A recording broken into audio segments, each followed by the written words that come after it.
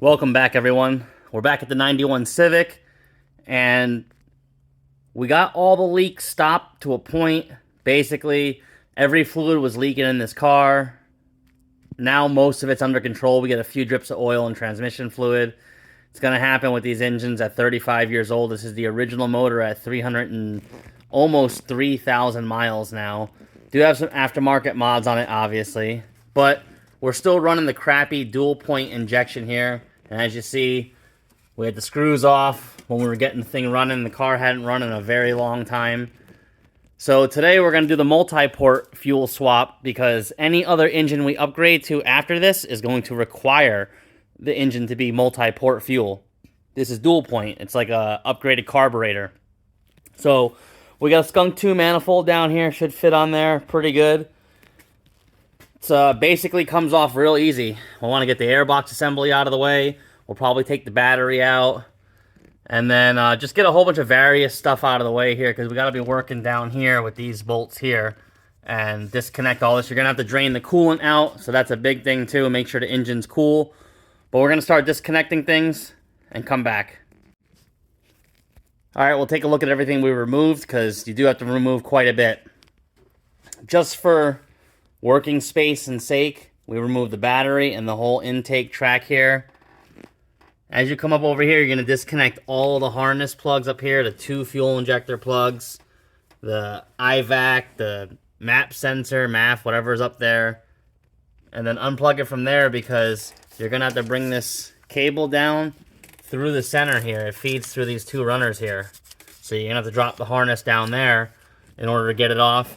You can take the fuel return off and the brake booster right there. So those 2 lines right there, 2 thick lines. And then the charcoal canister line, which is that orange-red line. It's easier just to disconnect it from the canister and then worry about it later once you get the new manifold in. Releasing that nut will allow fuel to spray. So be careful. Got to take that one off. And then we have to drain the coolant out. Once the coolant's drained, you can remove these little coolant crossover hoses from the intake manifold and then remove the nuts right here and take the entire manifold off. Most of the time, if the car has been untouched, there's a bracket down here that I believe is like a 14. We'll get the bolt out and show you how it looks. I think we forgot to mention one coolant hose back here that you have to take off once everything's drained. Take all your nuts off. There's 3 on the bottom and the rest are on the top. It's pretty accessible. The one dead center where the PCV valve is a little hard to get. You got to come through underneath here between the alternator and under the manifold and take that nut off. And then that's a 12mm nut holding the bracket to the manifold on, and then it should be loose. So we're going to slide this thing off and see how it looks. Manifold slides off super easy. Gonna have to get that old crusty gasket off there. I don't think you reuse this bracket back here. That comes off. I also think you can leave it in place, so we'll just try and set the Skunk 2 manifold in there and see how it fits. The Skunk 2 manifold fits in there pretty nicely. It's right up against the firewall, but it does fit. You do have to pull this out just to kind of swing this in. Just get that out of the way, and then you have some room. But the manifold sits in there good. We'll try and get this crusty gasket off, and I think I have a thermal gasket somewhere that we'll use. We'll get it all bolted down. Some things we wanted to note about the Skunk 2 manifold. We're using a Skunk 2 throttle body, so we added the TPS and everything on here.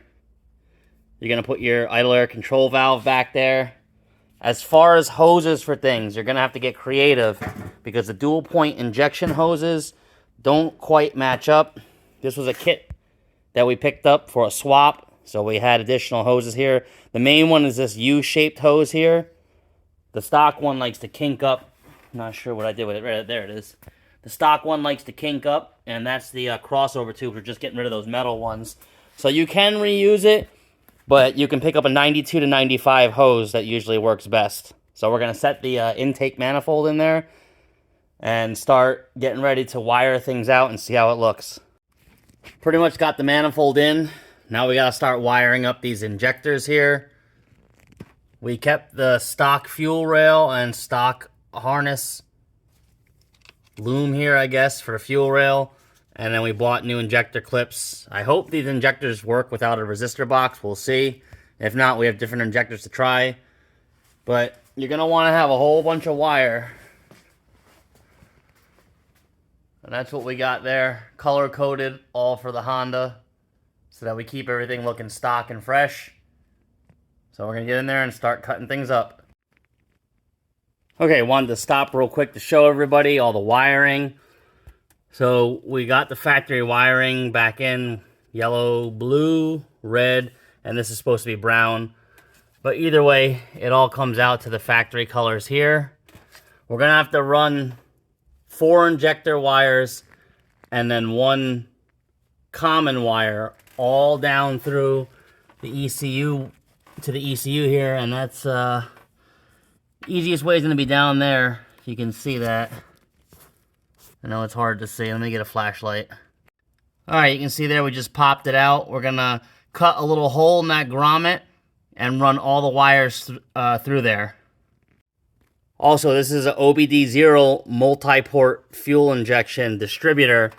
We repinned the old dual point plug to accept the distributor plugs, and then you're going to have 2 left over that have to run to the ECU. Okay, I think I'm pretty sure we're ready to fire this thing off. Got everything situated. We're going to go through everything that we did. So starting here with the distributor. That's an OBD0 multi-port distributor. Comes out of a 4-door EX or SI. Went ahead and kept the dual point plug, repinned it. And then we had to run 2 additional wires for the distributor right there. Up on top here, we tried to keep it OEM. Run the OEM fuel rail, injectors, skunk 2 manifold. You have to run in a resistor box if you're going to run the OBD, I believe, 0 plugs. OBD1, you do not need the resistor box. Down here where the TPS sensor is, you have to extend it all the way out to the back here and then swap the 2 outer wires around. The map sensor wire will stretch, the tight fit. The idle air control valve has to also be extended about a foot. And then various different hoses and everything. We kept the original dual point throttle cable. It'll work fine. It just looks ugly, but it works. Other than that, everything, that's pretty much it underneath the hood. We're going to go by the ECU and see what we got in there. Okay, originally this was a dual point automatic. We swapped it out to a 5-speed. As you see, the auto cluster is still in there. That's not an issue. Originally, it had a PM5 ECU, so you need a PM6 to run the multi-port. Our PM6 didn't work, so we got a PR4 here, and it should work okay. We added the injector wires right here, 4 of them. The 2 crank wires we added. So you gotta, when you come down to the ECU, you gotta probably add about 7 wires. You're gonna have 4 injector wires, 2 distributor wires, and then 1 resistor box wire if you're running OBD0 injectors. If you're running OBD1, you don't have to worry. Well, actually, no, you'll still have to run the resistor, or all the one sides of the injector have to come back to the ECU either through a resistor box or directly. This should fire off though. We'll see.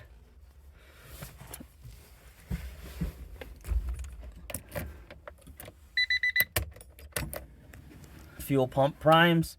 Check engine light goes off. Fired right up.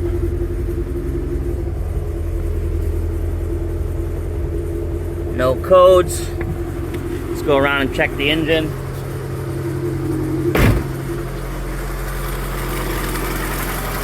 We don't have an intake on it yet. Or a filter.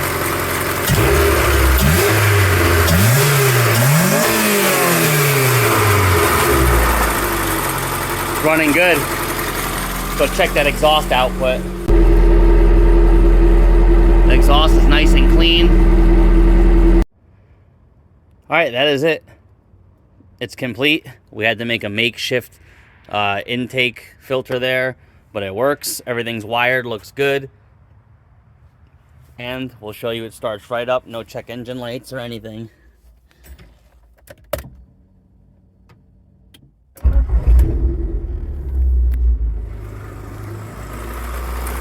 Next thing is that timing belt. It's really loose. See that? Probably about time to change it. 303,000 miles. But it's running really good.